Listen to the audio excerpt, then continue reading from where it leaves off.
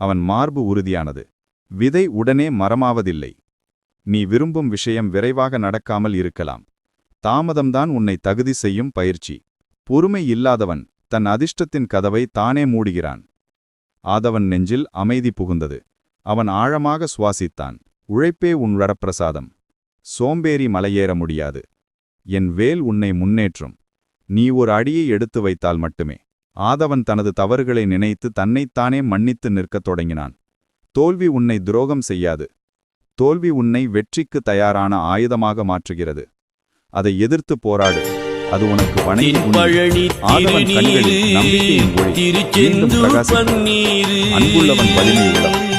மனிதர்கள் காயப்படுத்தலாம், ஆனால் அன்பு உன்னை காக்கும். உன்னை விட்டு விலகும் சிலர் உன் வாழ்க்கைக்கு தேவையில்லாதவர்கள்.